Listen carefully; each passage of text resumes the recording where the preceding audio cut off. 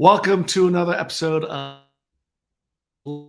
really like doing great conversations with amazing people like the one and only Annie Schiffmann. So good morning and welcome. I'm going to start with a really hard question. So who are you and what do you do? Well, my name is Annie Schiffmann, and I run Downstage Media, where we help small businesses simplify their social media and their email marketing so that way they could do the things that they actually like to do instead of having to do the drudgery of stuff that they don't really want to have to do. I'll do that for you, or people in my company will be happy to do that for you. Yeah, it's always nice to get some things off your plate that you're like, oh, I don't want to do that. I have someone else Holy do this. moly. I know, because the amount of things that are being asked of people now is a lot. And I just feel like, especially small business owners, they'll see like big time brands that have like big time Right. teams and try to keep up. And it's really hard.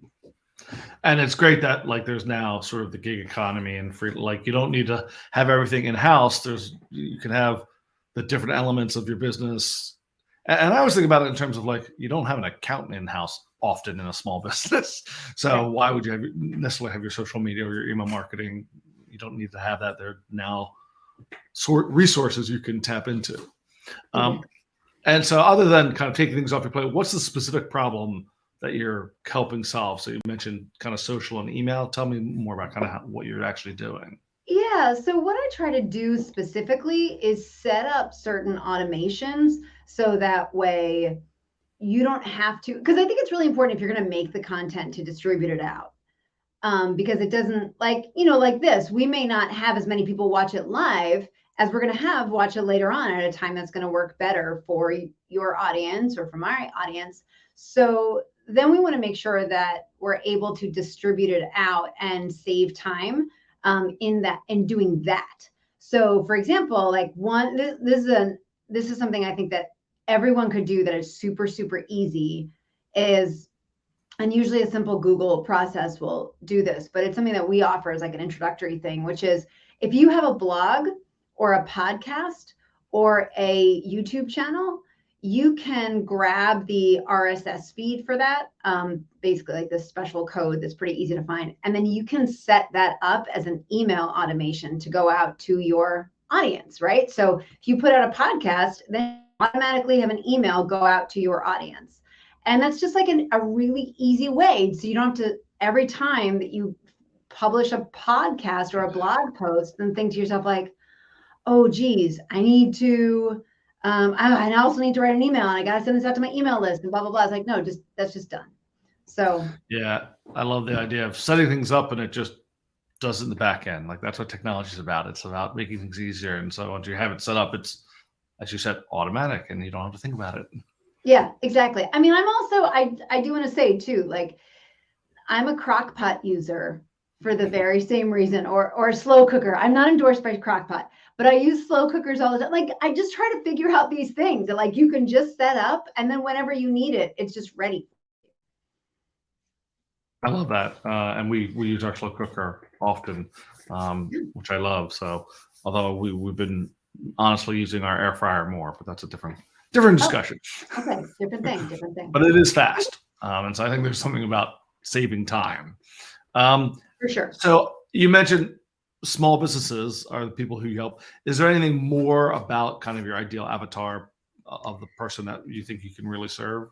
Yeah, I think it's people who just, I think it's for the people, the small business owner who feels like you have so many ideas and you want to be able to implement those ideas and you can't get everything done because there's these things that you have to do, and that's getting in the way of doing some of those bigger projects that you want, or some of those creative projects that are going to fuel you, or doing those things that you know are really going to serve your audience or serve your customers. So if you are starting to feel really harried about, it's the my avatar is the harried business owner. That's who it is. The very creative, very exhilarated, yet harried business owner.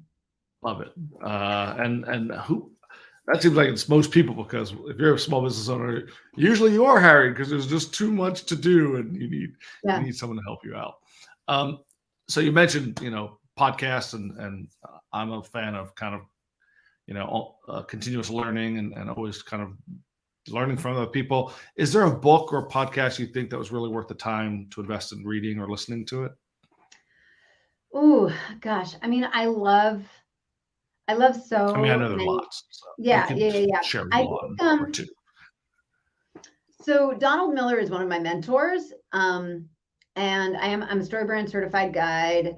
I really like he recently came out with a book called How to Build how to how to grow your small business, which just has like all of the different, it's a very technical how-to book. This is not the kind of book that's like a great audio listen because it's very tactical, but I like that. So I wish that 5 years ago when I was first starting Downstage Media that I had a book like this, because like I started out in the performing arts and I started out doing comedy and things like that. So I went to NYU. I got my BFA in drama. Like they didn't teach you, and they should, because every artist is also kind of a small business owner. Like, so you really should know how to do this, but they don't teach it to you. Maybe they do now. So NYU, I hope that you do now,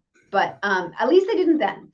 And so I really wish, so I had never gotten that kind of learning about like just how to run your business. Like, how should you set up your finances? Or when you have a meeting with someone, what should that look like? And just things like that. So it's really tactical. And so How to Grow Your Small Business, I don't know, it came out a few months ago, but I think it's worth a read. Well, Donald Miller, I'm a huge fan of StoryBrand, even considering becoming a StoryBrand guy. We talked about that. But everything he does, he's and I like how practical everything, his applications are. There are books for different things in your business. And there are books for sort of, inspiration and things like that about what you want to do. And there are books that are like, here's how to do it. And I think that there's definitely room for a mix of those depending on where your headspace is. And I love the idea that just tell me how to do it. Like, how do I do this? And to give those kind of step by steps is something that we all could benefit from. All right, now here's one that is always challenging. So, can you name a LinkedIn connection that you're happy you have, other than me, of course? Right. I mean, name one. I know it's hard when you have lots of connections, but just name one that you're happy about. But I can't overlook how great of a connection Jeffrey Klein is. Ladies and gentlemen, if you are not connected to Jeffrey Klein, do yourself a favor and do so. You will get great insights about video marketing and about story and incorporating story into the work that you do. He also has some fun dad jokes that come out. Yeah. That said, and I have great people on my LinkedIn sites. So, there you go. See, LinkedIn sites. He has good guests. Okay, so except this one's a doozy, but other than this week's, so I really like. There is one person that he's gotten on my radar in like the past year, and we met in a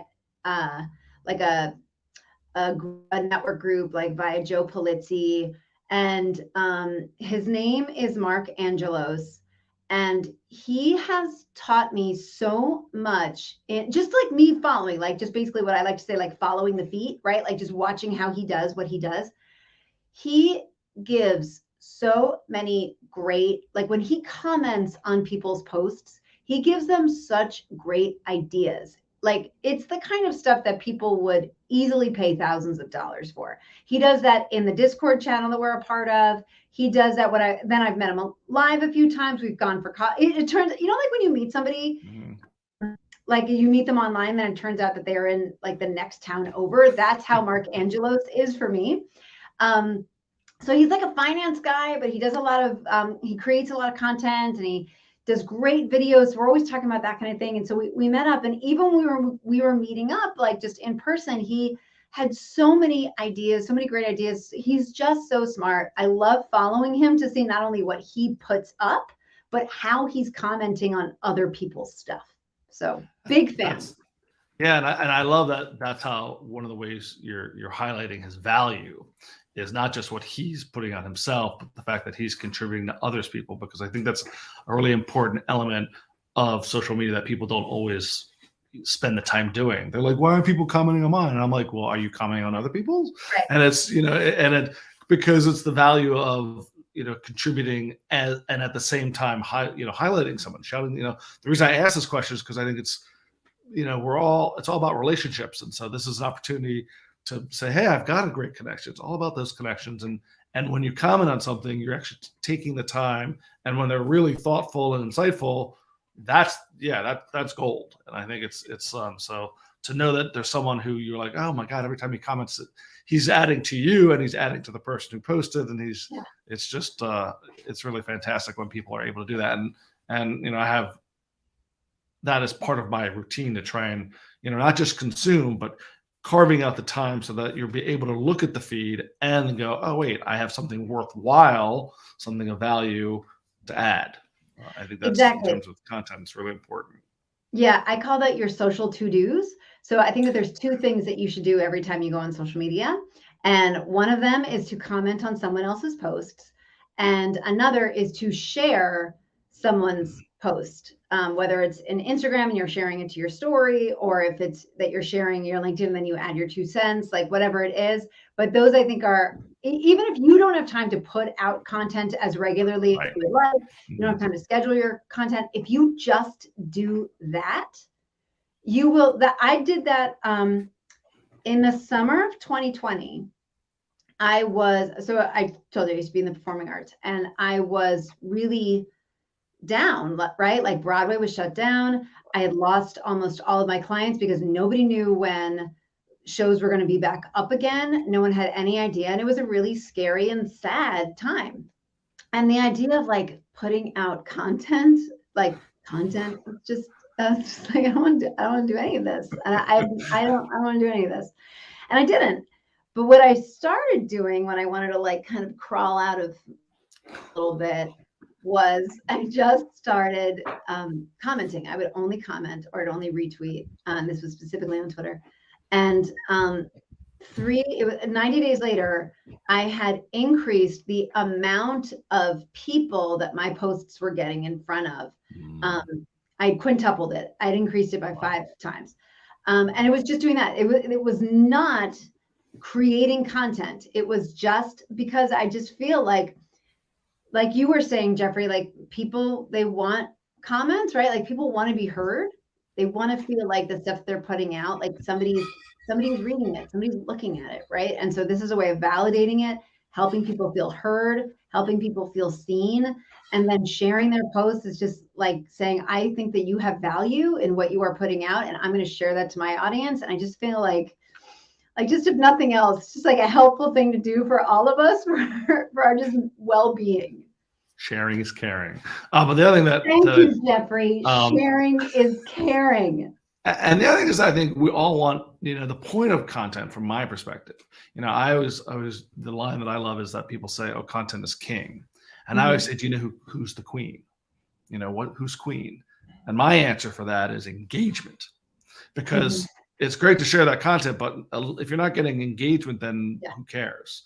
Exactly. And so what you're actually doing is helping others with the engagement by commenting and sharing.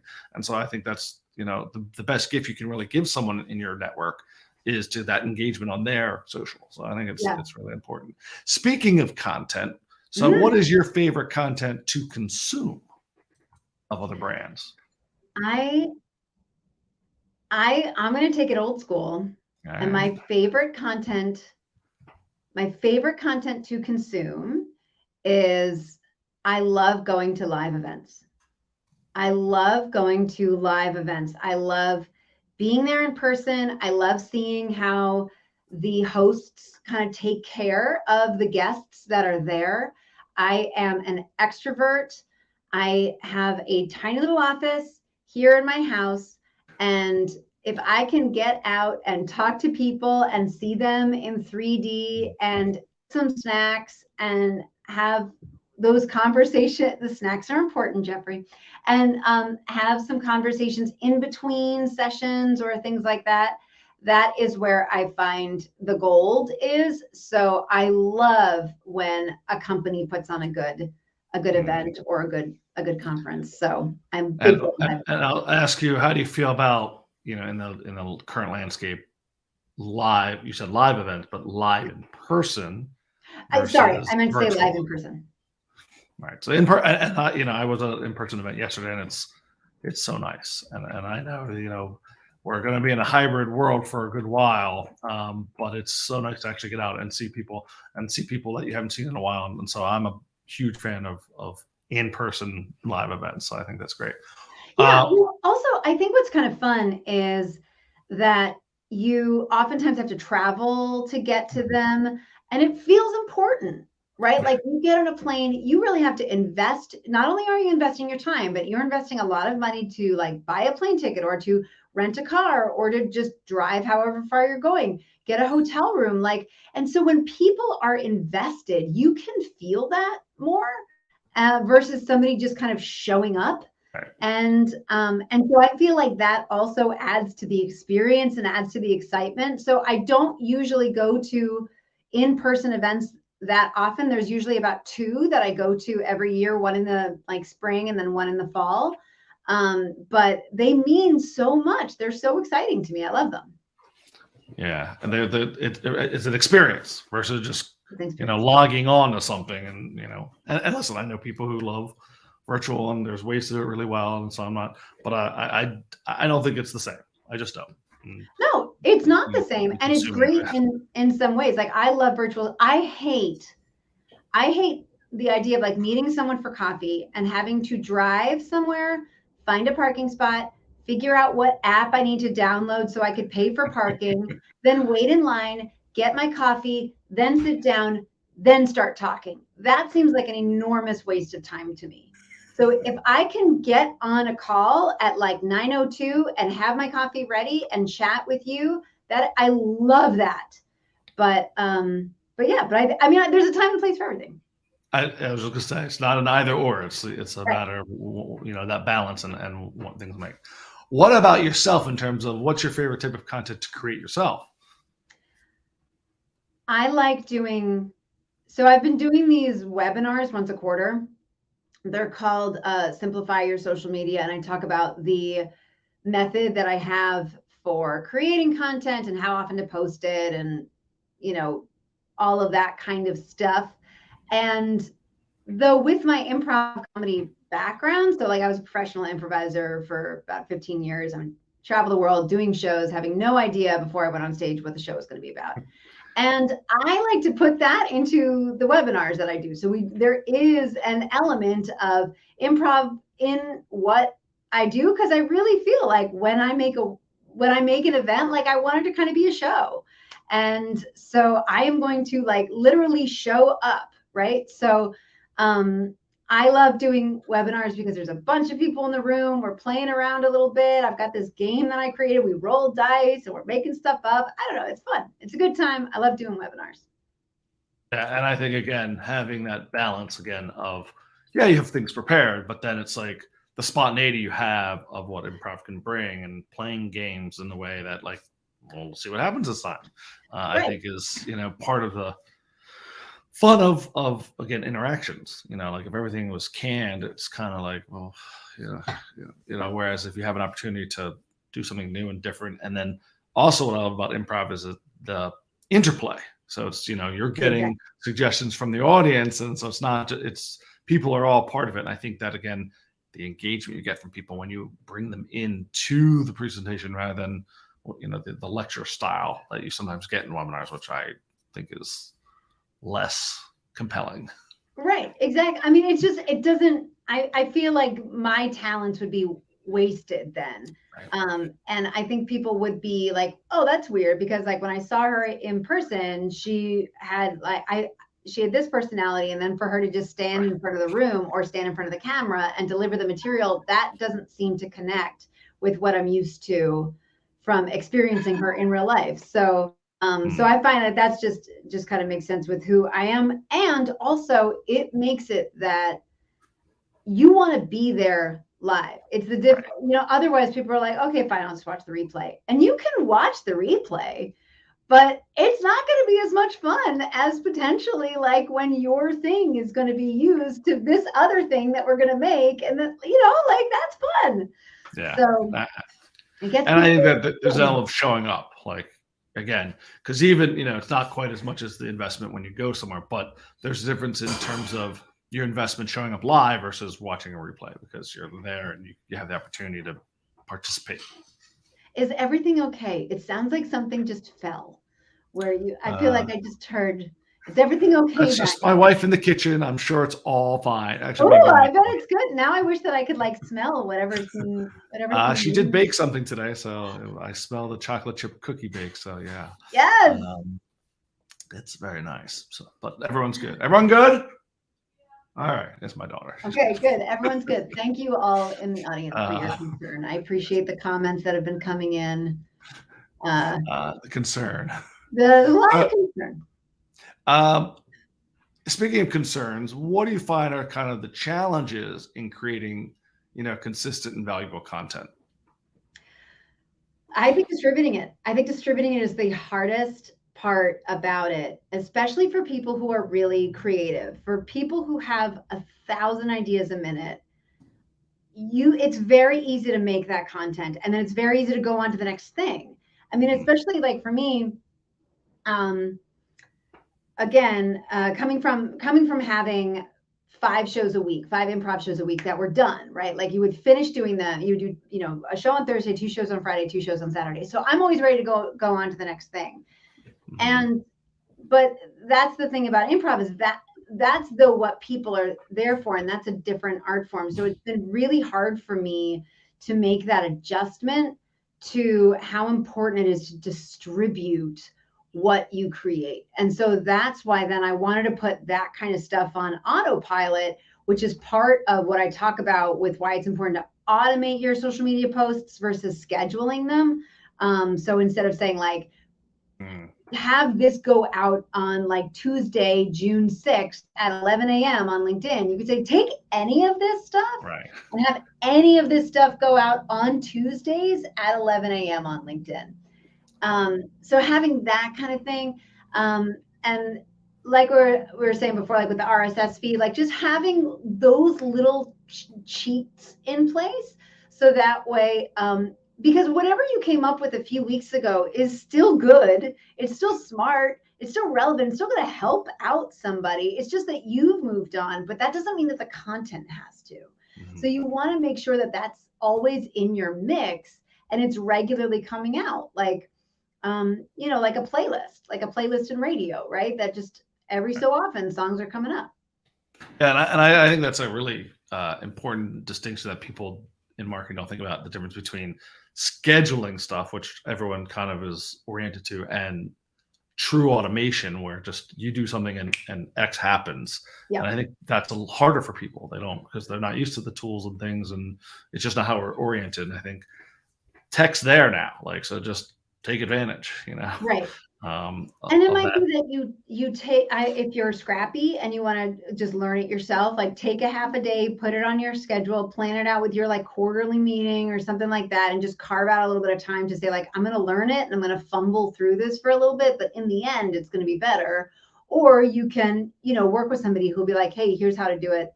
And we set it up for you. And so now in the future, this is how you add to it, whatever it is, right? Yeah, no, I agree. But again, having a system in place that, makes, again, it's about making it easier so that you can share more. It's as simple as that, and I think, again, it's a lot of small businesses, they have other things to do. It's like, we know that you have to feed the content beast, as my book's coming out. And then also make social media simple. So that's how you bridge the gap. See how I did that? I do see it. Jeffrey knows that Simple Social Media is the name of my book, and Jeffrey is very kind to be dropping names of the book. The book is not yet out. It will be out by the end of the year, and Jeffrey is very kind to do that. Yes. But I think it's important, the concept of it being simple. That people are overcomplicating things all the time because they don't quite can't wrap their heads around it, and being able to give them a way so that they can take a breath and then still get it done, I think Right. is super helpful and really needed for small businesses. We can all use that. Oh my God, this isn't so crazy hard. And there are ways if you just, have the right teacher and the right tools to get it done. All right. My final question for you is always a silly question. But it's a question because I produce animation, which is, who is your favorite animated character in the pantheon of animated characters?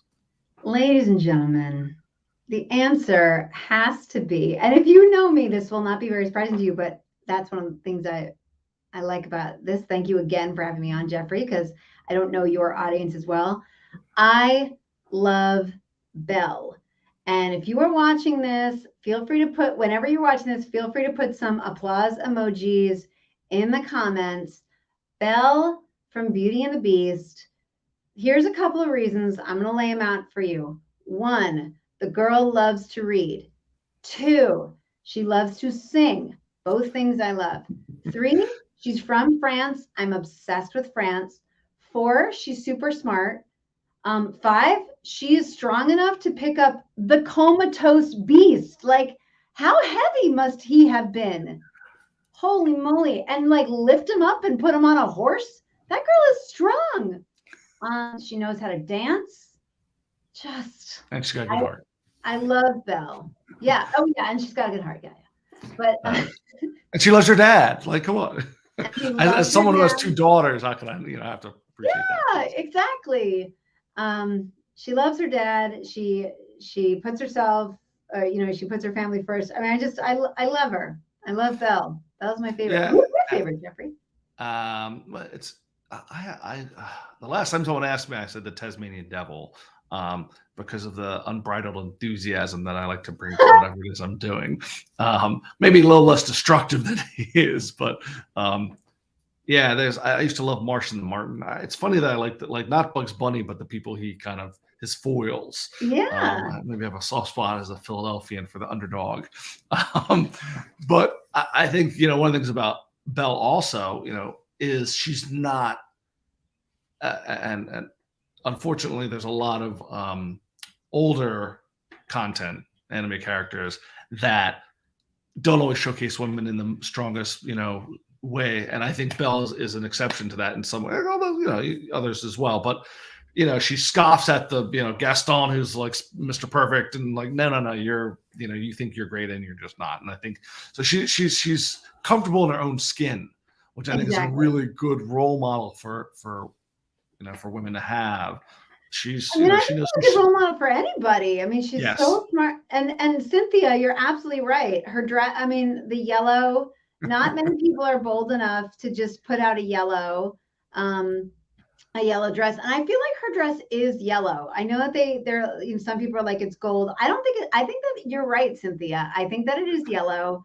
Belle is the best. I'm so glad that you are on board with this, Cynthia. Yes. I love Belle. She's Beauty and the Beast was one of my favorite Disney's for a long while. So good. And it's just the message there is quite powerful. And the message from you is quite powerful. I want to thank you for sharing your thoughts and your insights. Can't wait for your book to come out. I know it's going to be awesome. And thank you for helping us connect the dots. No, that's my other one. Anyway, thanks so much. And as I like to say, I'll see you on the flip side. Yeah, see you on the flip side. Bye, Jeffrey.